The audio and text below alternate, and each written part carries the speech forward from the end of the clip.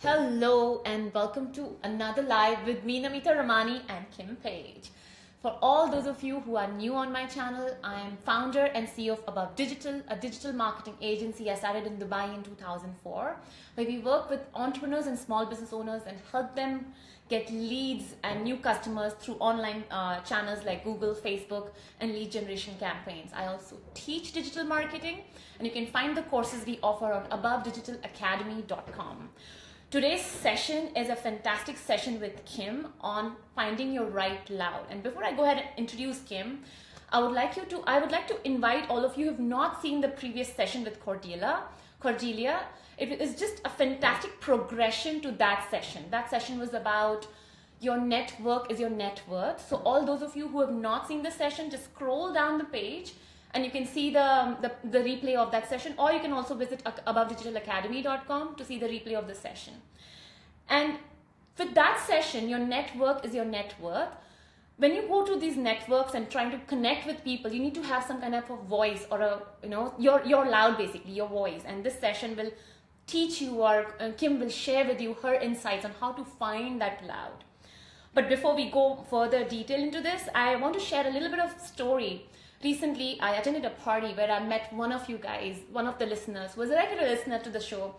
And he mentioned, Namita, I enjoy your show. I can't get live at 3 o'clock because I'm at work at that time. But I definitely make it an attempt to watch it at night before going to bed that day.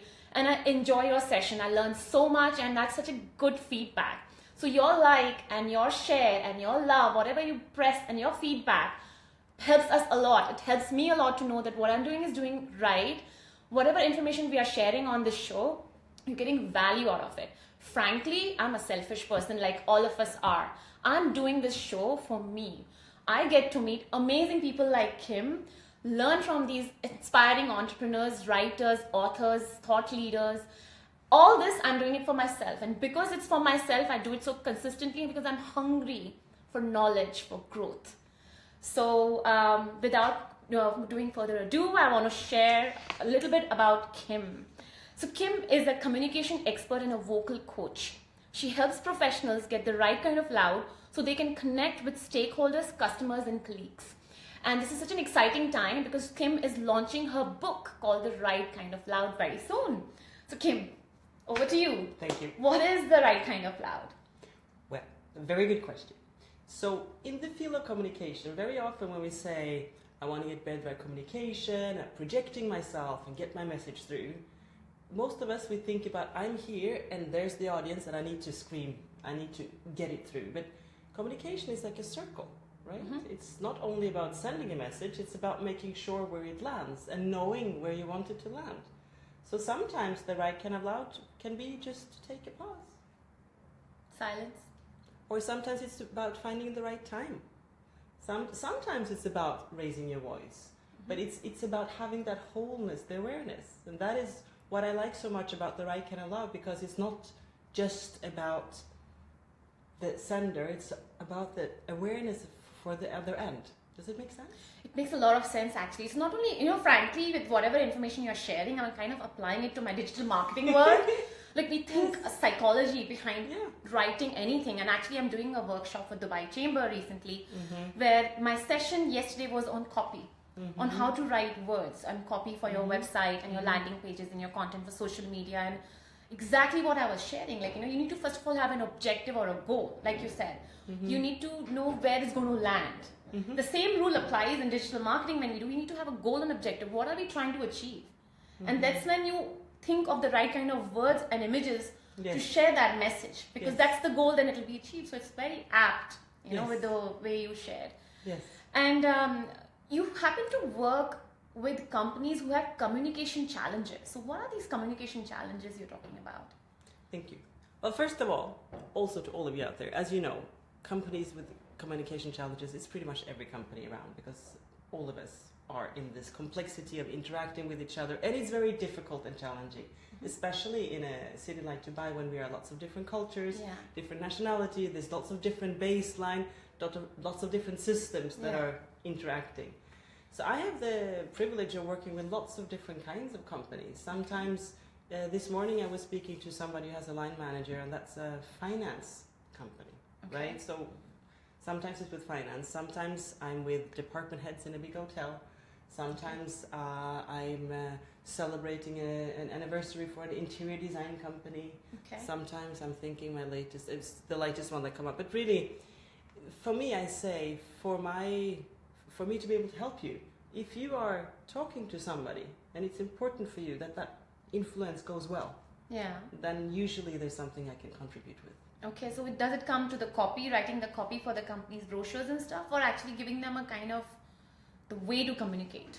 So thank you. Good limitation thing here, right? Yeah. Because and that's also why I say it's when you're talking to somebody. Because if you say communication, sometimes people think I'm really good at what you're doing, which is my challenge, and I really admire what you do. It is challenging for me as well. And so we're like interdependent and inter-admiring each other. That's the best world to be in, interdependent world, right? Yes. Yeah. No, but anyway, so I'm. There is actually a section in the book, The Write Kind of Loud, about writing, and it's that section. It's chapter 5, and it's, I think, tell it right, writing your story. Yeah. And there's a special writing technique that is really useful there. And there's also a little section about how to craft your bio, how to write your biography, because that's something that's tricky for most of us. So I use writing as a tool when I train sometimes, or I've also coached some clients who were transitioning from corporate job to an individual job, and it was like, how do I write my web page? How do I talk about myself? How do I find my stories? I'm good at that part, but you wouldn't find me writing the content for a company. No. I'm okay, too so basically slow. helping company come up with their own side of... Yes, I did also, many years ago, I had a great session. It was the communication leaders of Greenpeace. Okay. Very prestigious and, of course, very important messaging format that they have, right? So I had like the 3 or 4 Nordic countries were together for a meeting, and so they were looking at how could they take their stories and really make use of them in the media. So I did a storytelling session because my first degree is in dramaturgy. Fantastic. And dramaturgy it's the science of narrative structures. If you have your audience here, you have it here, then you have different elements. How do you combine those elements so that it's excited here, it's going to cry here, it's going to keep attention? So that's my background for the storytelling part. Okay. So, but it's not so often I do that. It would be much fun to do more of that. Yeah. Storytelling, yes. But usually, so interpersonal communication is my field. It's interesting you say that, because I'm actually taking public speaking classes, so I can be a better orator and can do these shows better. Yes. And my coach tells me exactly the same thing. So you have in 1 minute you have to keep me engaged, and he's given me kind of ballpark numbers to look at, and I need to be keeping the audience engaged, make them laugh, make them cry, all of that in those sessions and during the whole speaking slot. So it's a lot of work, a lot of intense work. So people who speak on stage or do these drama things, it's not easy actually. For all those of you who are watching, please press the like button, the share button, and and do tag people who you think can benefit from this session in the comments below to basically spread the message and help us spread the message as well. So going back to the tools that you talk about in the book, let's start with the tools. So you have everything is. I actually want to get into every little tool that you mentioned. I got a little bit of table of contents of her upcoming book. She's not shared with me the whole book yet, and I'm looking forward to reading it. I can't wait. Yes. But you have these 7 tools. Should I just voice them out? There's sound right, move right, listen right, speak right, tell it right, strategize right, and connect right. Connect right. So how do these connect? And can we start with the first one? How do we sound right? Yes. So the first chapter, which is called Sound Right, Unleashing the Power of Your Voice, it's all about the effect of the voice as a communication tool. And in communication training, both in companies and in MBA degrees, business degrees, very often the voice as a communication tool is kind of forgotten. It's a very hidden, it's like a stepchild of communication. Okay. For some reason. I've had the pleasure actually for instance, I was faculty for a postgraduate in women's leadership many years ago at a university in Barcelona, and there I did the voice sessions. So when we are talking with each other, a lot of what we're doing right now is not verbal. Also for you out there, it's very nonverbal, as you're observing, right? So, and the voice is a huge part of it. Yeah. And so in some cases, people have what I call vocal inhibitions. They have something that makes it uncomfortable to relate to the voice. Unfortunately, most adults have heard at some point in their life that they don't sing well, they should be silent, their voice isn't good. It's a lot of what I call vocal wounds, like these feelings of that it's not good enough. Yeah. So if you're part of that part of the population, very often what happens is you kind of just disconnect from your voice. You don't want to sing. You don't want to talk much. You want to stay. That's what introverts are also like. They're scared. Like maybe they'll say something wrong or it doesn't sound right. That's a very interesting association. But introvert, extrovert is about a personality type. And you can have introverts with a strong voice and extroverts with a vocal inhibition. So that doesn't necessarily match. So that's a personality thing. This is the voice as an instrument. Okay. How it's working. But anyway, so there's that first chapter gives you like some reflections and some insights about why are we affected about the voice? Why is it important? Why is it intimate? How is it intimate? What happens? What can be done? What are the things we can train? Because it's like it's kind of like a tin can opener. Yeah. And then in most of the chapters in the book, I'm including a story about how these tools have helped me as a communicator and as in my career. I find it very important when somebody gives advice to know if they're walking their own talk. If they, you don't go to a very obese person and ask for tips on how to get slim. Yeah. Right? So, so true.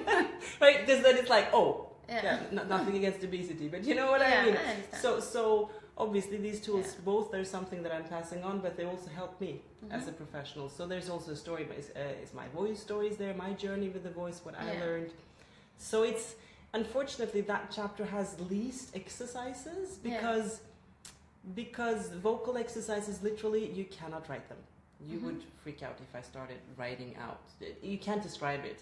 Yeah. There will be a second edition next year when I will link that chapter to a lot of exercises on YouTube. Okay. As of now, for those who feel like it's a little abstract, they don't get it because it's not verbal enough. Yeah. You can go to my website, and in my library there are some videos about the voice, so that will help a little bit. Yeah. Yeah. So before I go further to move section, I wanted to ask you, I read in the introduction of the book that you come from, you've traveled a lot. You've worked in various countries, about 12 countries, I think. I've lived and worked in 9 countries. In 9 countries, yes. Yeah. And you are from, you're born in... I was born in Oslo, Norway. Yeah, Norway, yes, Oslo. Yes. So, you have such a varied experience of living all these in different countries. You've written in about 6 languages. You can very well speak and write 6 languages. And so how did this, this whole idea of writing a book come around and actually sharing your message or your knowledge or, all of this in the form of a book? Because the book actually has a lot of exercises as well. And all these exercises, I'm sure, are coming through some experience of working out with people. Yes. And then you identify, okay, to fix this problem, I need to give this person this exercise. Yes. So this comes with a lot of experience over the years of experience, right? Yes. And that's what will convert in a book. Yes, I think I've been working, like leading adults, facilitating workshops for 20 years. So it's a long time by now. Yeah, and 20 years. 20 years, my first Not workshop. guessing your age. No, it's okay. We'll leave that for another interview. My first workshop, like official workshop, when I sent invitations and stuff, that was 1996. Wow. Really? I know. It's a long time ago. By the way, that was actually in Oslo, that workshop, so it's funny. Oh. Yeah. But anyway, so of course with the years, because I've written many articles and I like writing. One of my skills that I teach is writing, right? So I'm a writing person. So people have said, oh, Kim, you should write a book. But then I'm like, I don't know enough about one of these topics to write a whole book. I don't want to pretend that I'm more of an expert than I am. Yeah. So the key came just about a year ago when I realized, if I gather the communication skills together, then I actually know enough.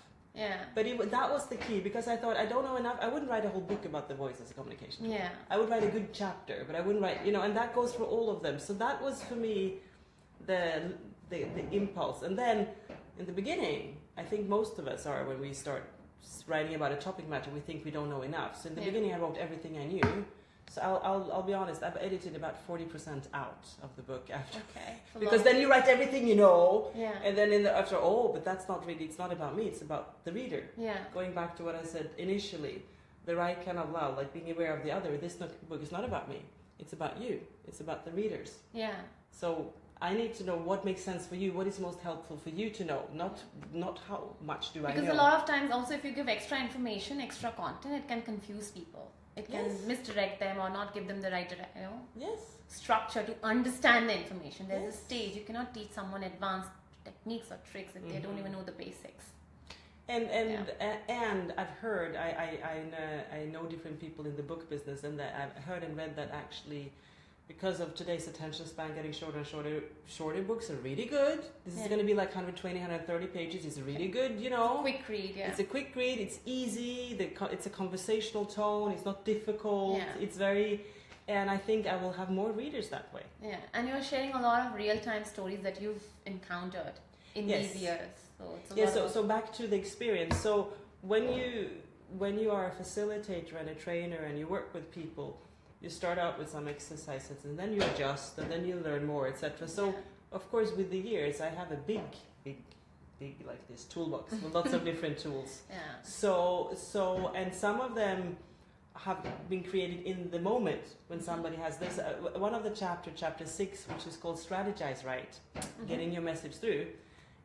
That's actually 7 different stories, and each story starts with me being with a client who has an issue, and then I come up with a tool that helps or solves it, right? Yeah.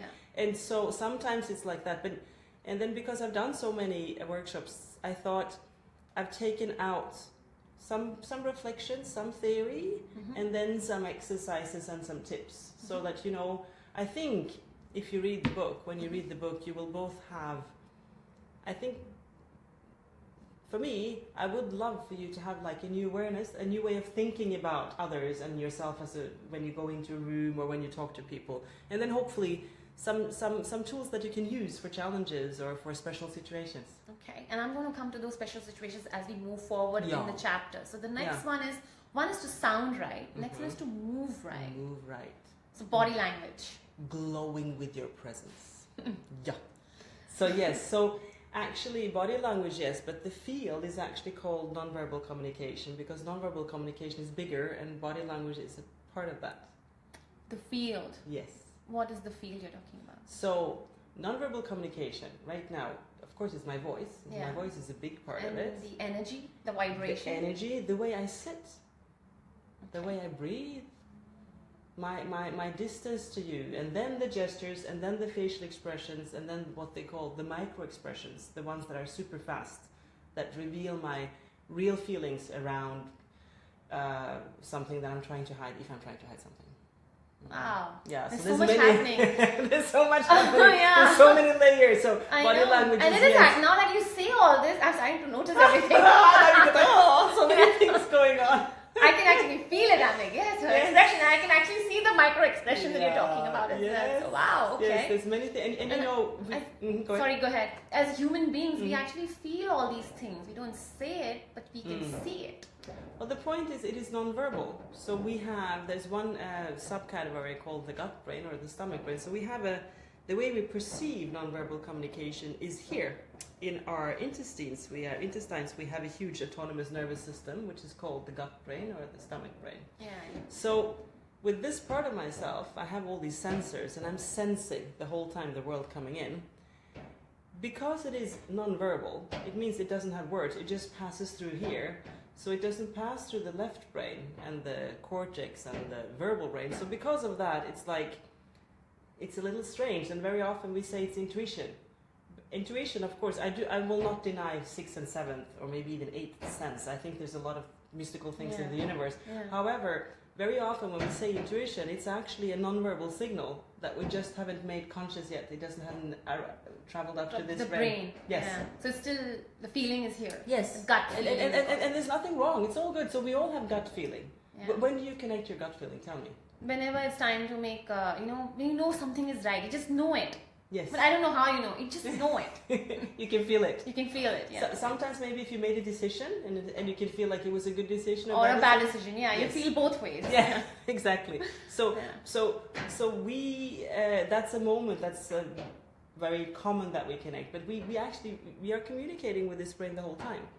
So that chapter. So which brain communicates first? The gut I think it goes from here to here, right? So actually, they have done research about the communication between these two brains. Okay. And actually, it's about 5 times as much communication coming from the gut brain up to the mental brain than opposite. Really? So this is talking more faster. This is much faster. Right now, when I'm talking to you, you are automatically adjusting your facial expressions to what I'm saying. Yeah, based on whatever information it's making sense and not making sense. I can see if you think it's weird, if you disconnect, if you like it. I can pick it up. It happens all the time. Yeah. So when you do that, your muscles in your face are adapting. It takes about 0.3 of a second. Mm-hmm. It goes very fast. Yeah. But for your brain to register, if I would ask you, can you tell us what is Kim saying right now? How is that landing with you? It takes about 0.5 of a second, so it's almost twice as slow. Yeah. So this brain here there's much more information going on, much more data, much more signals, and it's much faster. Mm-hmm. So that chapter, Move Right, Glowing with Your Presence, is about actually some of these things that I'm sharing with you now, how it's working, and some tools and recommendations for how to stay connected with this one, because if you're not connected, you're missing out on a lot of information. And that is being connected with the both brains together. You know when we say that people have charisma? Yeah. Yeah, that's that. So you get charisma if you're connected? Yes, that is it. It's called charisma or presence, but that is it. Yeah. Ah, okay.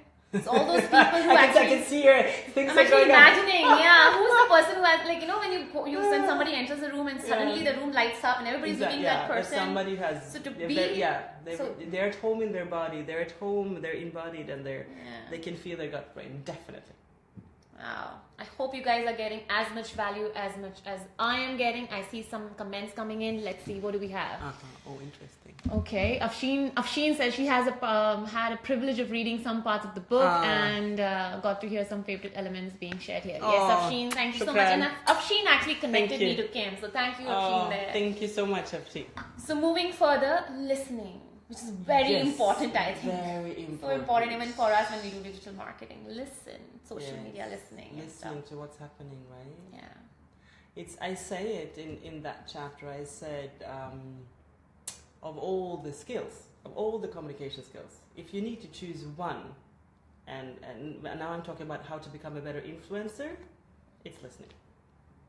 Yeah, that's the one, because everything starts there. And I think, especially in today's world, when we are flooded, so all of us are living in the information age, and it's almost like it's information bombardment. So we are bombarded. Yeah. And because, especially the new generation that is growing up, they are constantly swapping between different screens. It's Facebook, it's a WhatsApp message, it's a Instagram, Snapchat. And I mean, even me, with my generation, I write that also in the book, actually, in that chapter, that I noticed writing this book, how compared to when I was younger, I was really good at focusing. Like as a child, I was like super focused. My mom tells the story that I would just sit on the floor and just focus. I was like, there was a focused child. Okay. Every mom's dream to have a focused child, by the way. I don't know. She didn't, I mean, that doesn't come with the story. It was just like, you could just sit in hours and think, okay, fine, whatever. But I noticed that right now when I wrote this book, it was so hard for me to stay on the page. And I very often had to flip. Watch a video on YouTube, check my Facebook, check my Instagram, check the LinkedIn, check the mail. Like, we have all these distractions. Yes, and so because we are all a part of a world where this is happening on an increased level, our human attention span is going down. Yeah.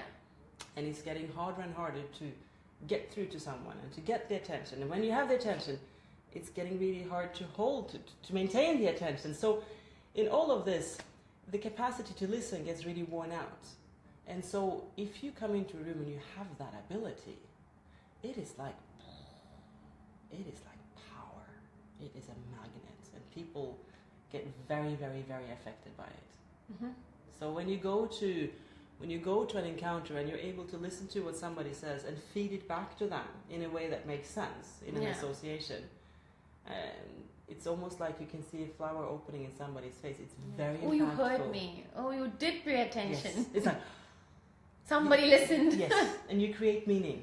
And it's actually, and I'll be honest, I've noticed again my own listening skill listening/attention skill, it's hard, it's not easy, and I've practiced this. I learned a special method that I'm sharing in the book. It's a special method by a business professor from New York University, Stern School of Business, bless his soul.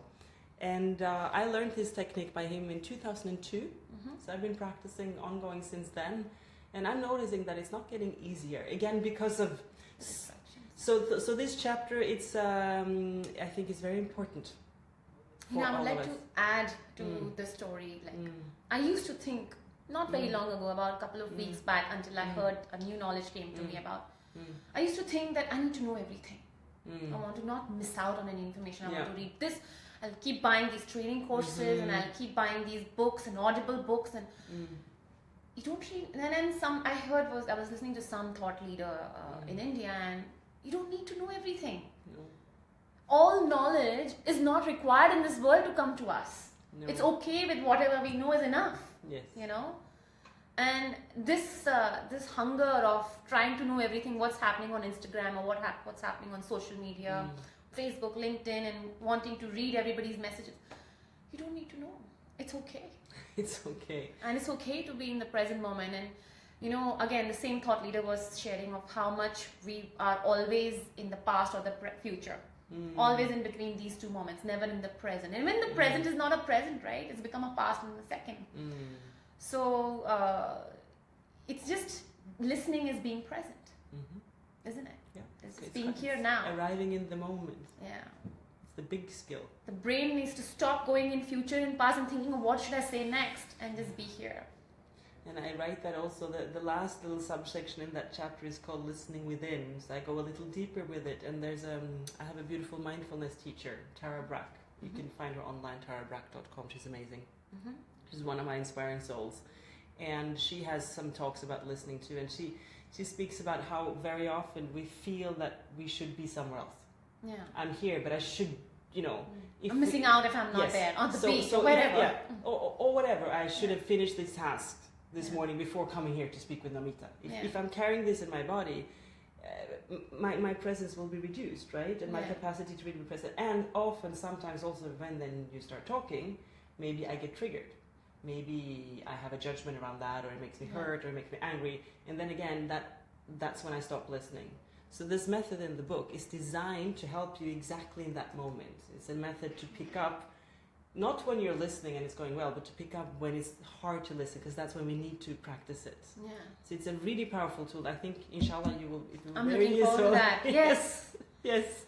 And moving further to that, from there, is to speak right. Yes. Sound right and then speak right. What's the difference? Speaking and sounding. Is it Sounding sound speaking? No. Yeah, no. Such a good question, Namita. I love this. Yeah. So the sound is the voice as the tool. Just the voice. The sound of the way we speak. It's not speaking. So the voice it's the way I project. Right now I speak very soft. And right now I speak very loud. Yeah. Right now I speak very high up in the vision. Right now I speak very low. Yeah. So that's just some variations. Sounding, so that's the sound. Okay. The way you talk. Okay. It's the voice as an instrument. The voice from the stomach, through all the muscles here, the throat, the mouth position, the lips, the adjustments, all that you do. That is the voice as an instrument. And the voice is a non-verbal tool. It is not verbal. When you come to me, we will work with your voice without any words. We will just, I will ask you to send, I can show a little example. So one part of what you train when you train the voice is the ability to project. To project means to be strong and soft, right? Yeah. And so... I understand what you mean. So sometimes you have to be strong to say something, and then you have to be softer to say something. Yes. Sometimes So it's good to know both. Combination. Yes. Yeah, I get it. So for me to practice that with you, I would put you towards the back of the room, and I would ask you to send a very soft sound, and then make it stronger and softer. So I'll do a little demo. Yeah. I hope this microphone works. Yeah, it works. Yeah. Yes. So I just. And it's important where the projection comes from, which is from the diaphragm, right? So it's like, so we would then have, if you have a voice session with me, I will show you these things and you will be doing it. But just to give you an image of how non-verbal this is, because there's no words needed for me to explain this. So if you just watch this right now.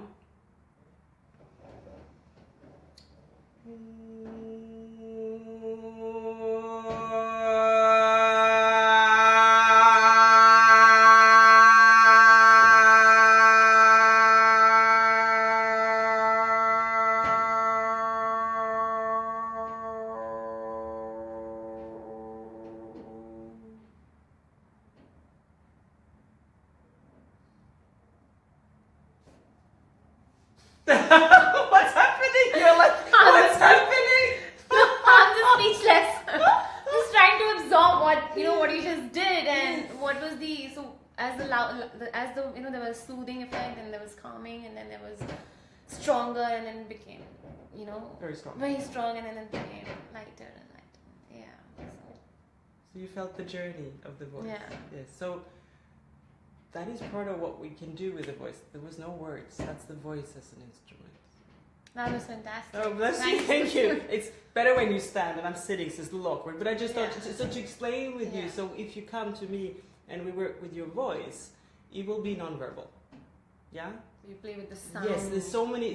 There's a whole section in that chapter about what are the different elements that you practice. So projection is one of the elements. Wow. Yeah. You liked it. I loved it. I need to learn this. I want to come to you for sure, 100%.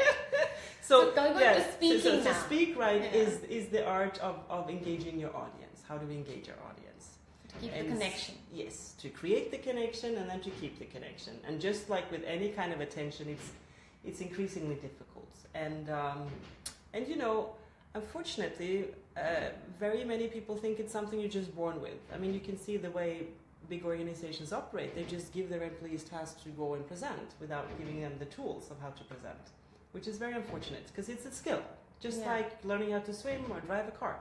Yeah. You need a license. You can't just get on the road.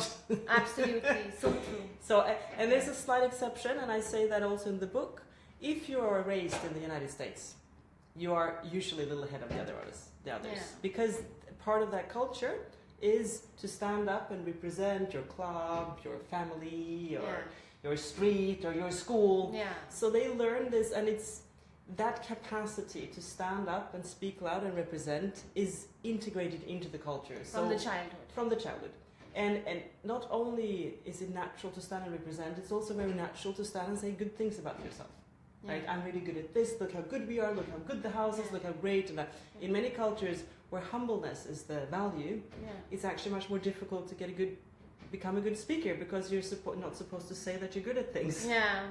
So, having said that, in most of the cases when you see somebody and they're really good, it's because they've done it hundreds of times. They've done it a lot. Yeah, and you mentioned in your introduction that you come from a Nordic background, and there people don't talk about themselves so much, and it was a big challenge for you as well. Yes. To say that in your forward in the afterward in the book that I've done this and I've done that and I achieved this. It's not natural for me. Not. Yeah. And I'm actually, although I've been aware of this since I was very young.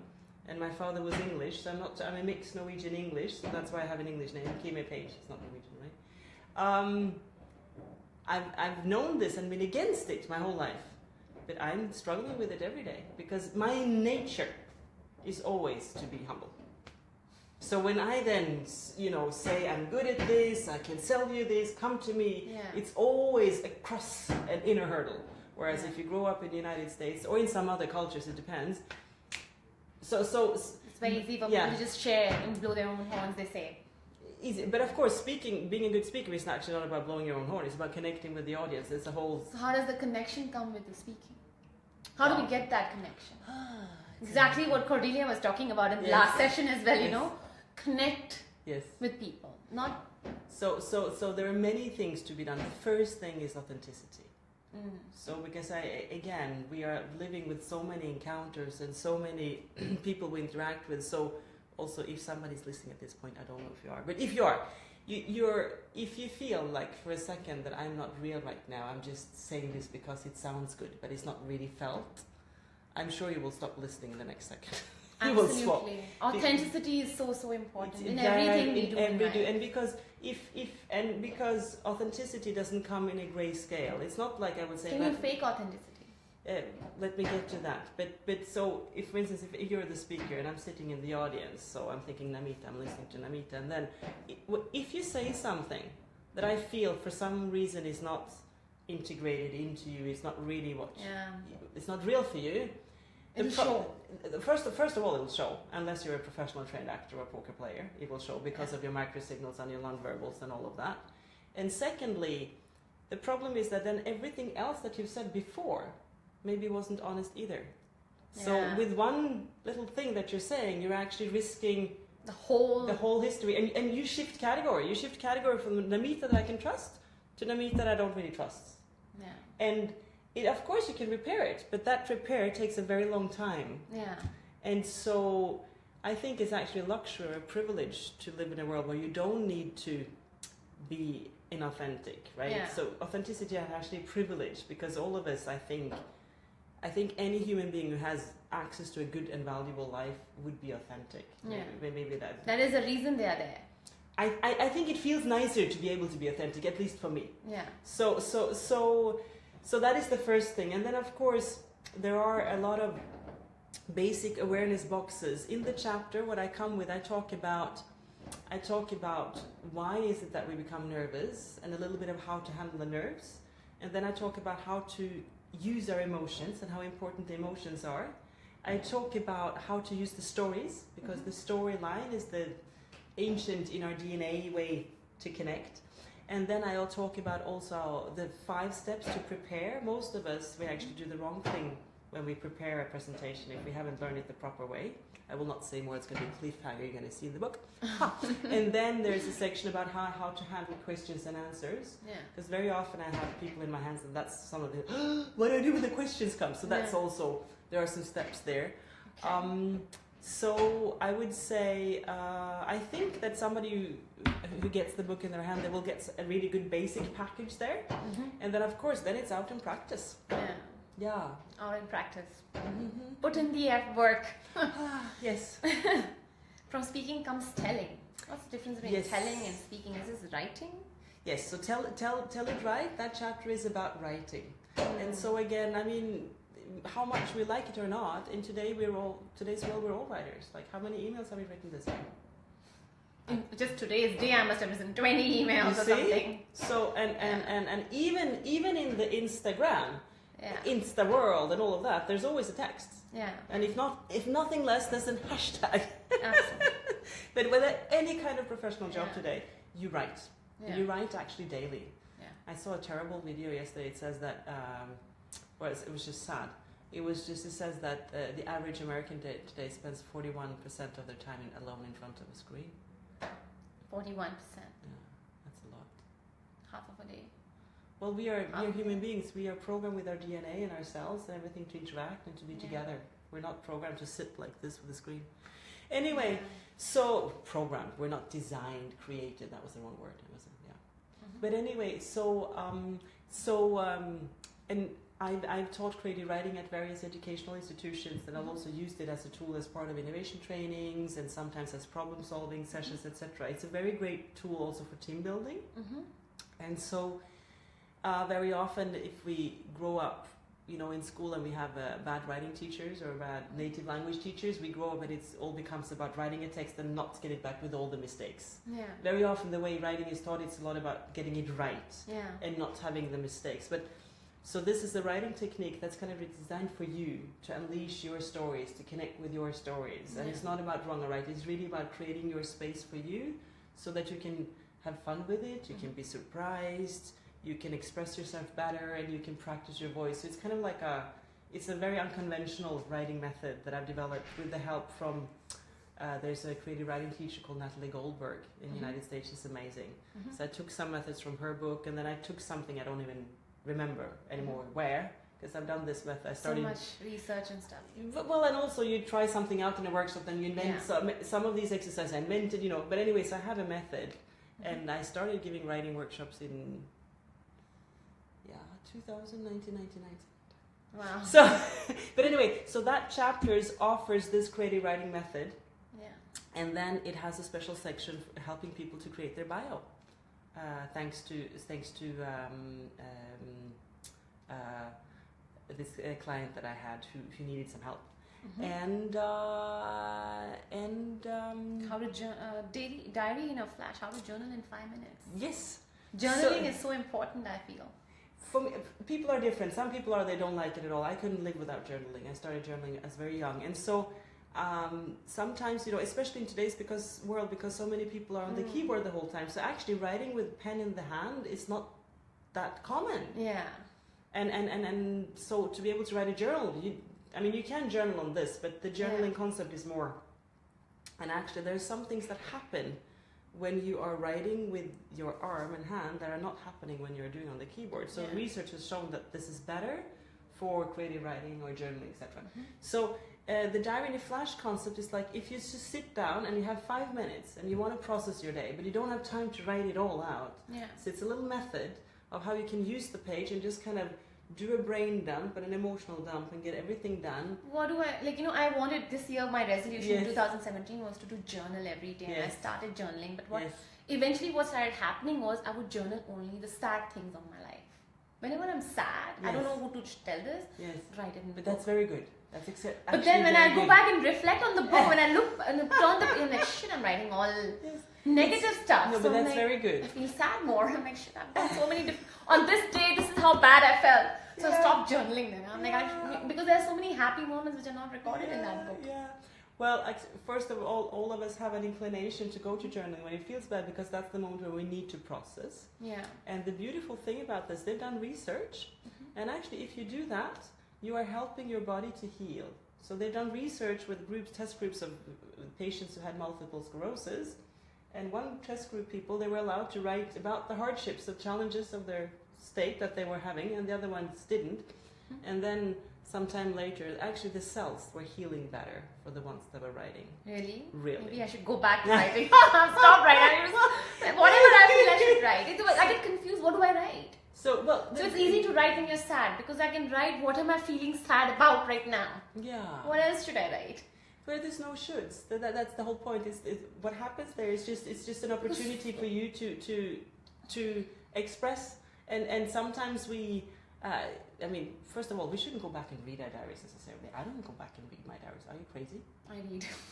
What happened on that? I was just well, I mean, sometimes I skim a little bit, but no, I don't know. You shouldn't? I don't know if it's all right. If you're looking for something specific. Okay, I didn't know that. I'm like going back and reading. I'm feeling more depressed. I don't think that's the best. Okay. And I think all of us have more of an inclination to process things when things are difficult. When I am very happy, I don't write so much. I write some things, but not so much. So it's okay to write it's when you're sad. Totally okay. And the healing effect is actually specific for writing about things with difficulties. If you write things when you're happy, that's not going to have the same effect. So it's like, it has this healing capacity. So what should we write in the journal? Like, what do I... So many things happen in a day. I spoke to Kim, we had a fantastic session. What else do I write? This happened, nothing... I mean, there's nothing so much worthy to pen it down or, this is worthy. Yes, that I had a fantastic session with Kim and we spoke about all these things. Today's day, say for example. But every day is a normal day. There's no right or wrong, Namita. I can tell you. But the method I'm describing here, the diary in a flash method, I did that myself because sometimes I wanted to journal faster and I didn't have the patience to write everything out. So what I did is I took the page like this, and then you put the date and the moment in the middle, and then you have the mind map. It's almost like a mind map, and then you draw a line, and then you just write small, okay, great session with Kim. Forgot this, was thinking about that, what am I supposed to do with this, worried about that. So it becomes just like a little visual when you can just see how you're feeling, and then you can also see if there is interconnected themes between them, and very often there are, right? So for me, I just use it to get a graphic out, and then I just see it. That'd be a nice and new method to try. Yes, and then I have some symbols. I have one symbol for happiness, which is bubbles. Okay. And then I have a symbol for, when it's the opposite of happy, and that's like a zigzag, like a little, and then I if I flip through, then I see that day, then I very fast can get kind of that was going on. I was processing this thing, and then very often we have a relationship that's extra challenging, or we have a big project that means a lot, or we have a shadow part of ourselves that needs healing. We have these different parts that are long-term projects, and then you can see them over some time. So I just found that method helpful, and I thought a lot of, especially young people today, they find the thought of writing down something by hand totally, it's not going to happen. So I thought I wanted to offer a method that, and I invented this organically for myself because I needed it, and I go back and forth. I both write the whole sentence and I do the zooming in and out with the visual. So It depends. Wow, that sounds interesting. I'm going to definitely try that and talk to you more about that after the session. I'm going to learn more about that. I just want to check with you. How are we okay to continue? Sorry guys, I just lost track of time. I hope nobody minds this because I really want to know more about the last 2 sessions before I conclude. No, I'm happy. I'm just showing us. Yes, I realize that. Respect to everybody because it's a little long, but it's interesting. That's okay. Good. Again, I want to know about this, so that's the next. Bye. I have it here. It's okay. You can start asking. So last one is the strategy and then the content. I want to know about the strategize right. Strategize right. Yeah. Yes. So you strategy after so many things? Like, shouldn't the strategy be the top? Shouldn't you think of strategy first, then think of how to speak and how to tell and how to... You need to be whole first. You need to be you first.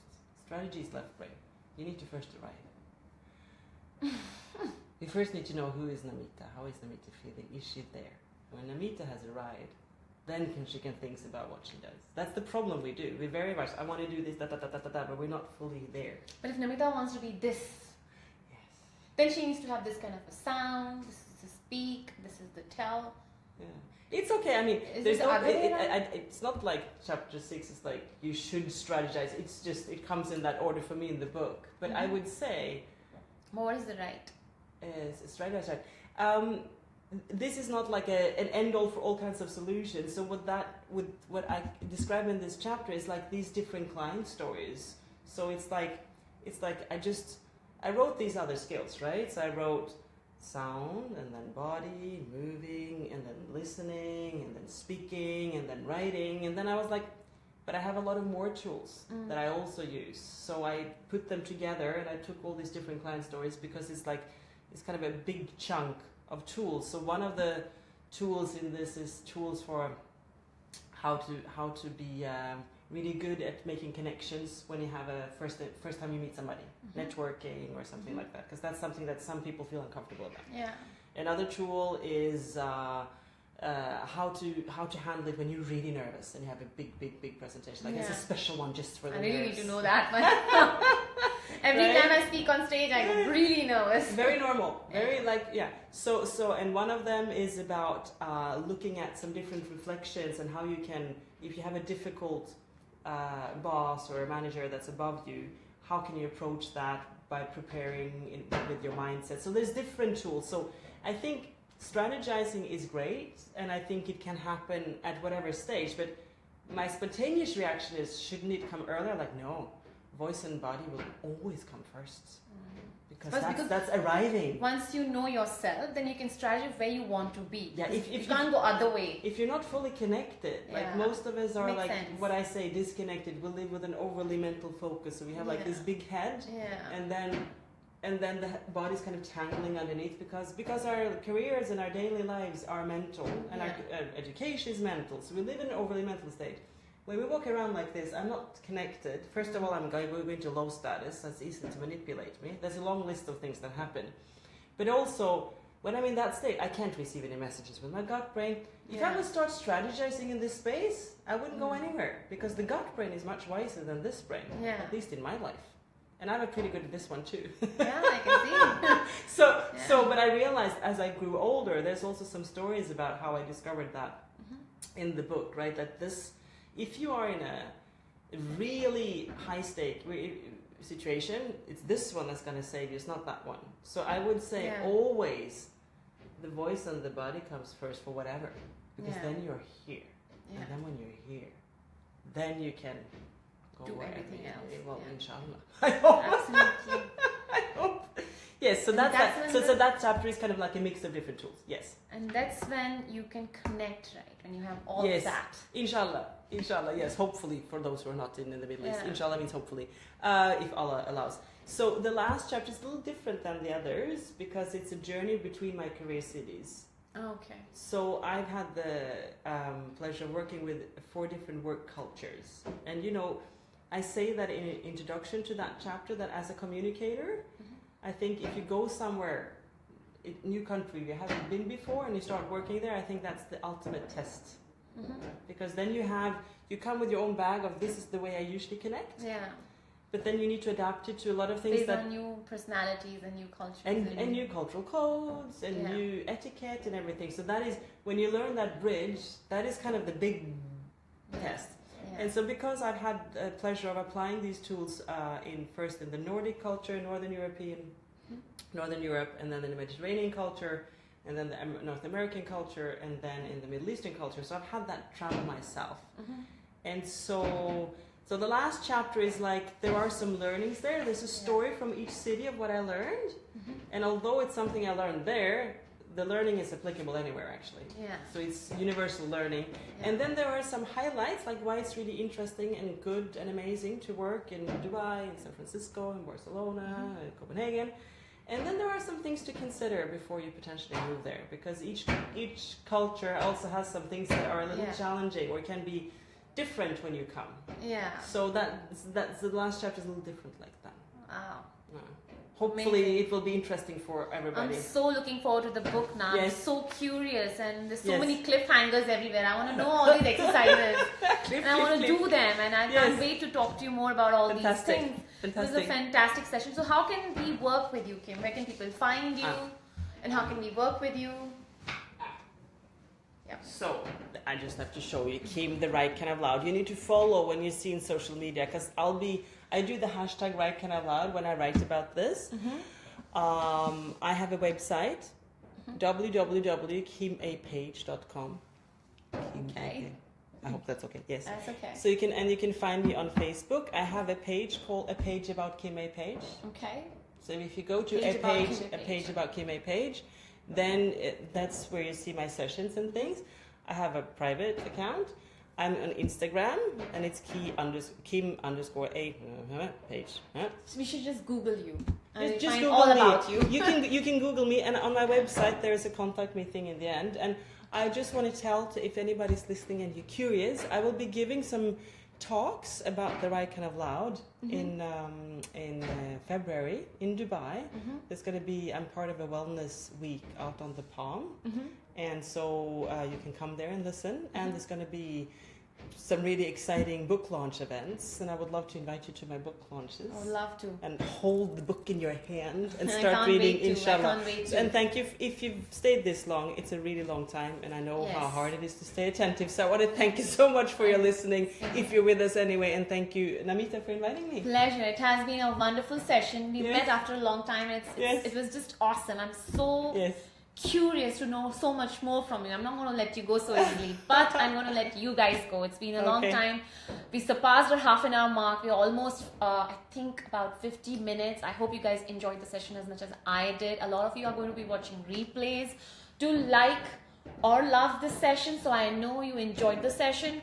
Tag people you think can benefit. Definitely, it has been so inspiring. And sorry about the external noises, because it seems today is the day they chose to clean the windows, so we can't help it. However, the next session, which is going to be next Monday, a little different than I usually do. I usually do second Monday of the month. Is my last session for this year, and we have a very special guest from Sri Lanka. His name is Yasaz Hivej.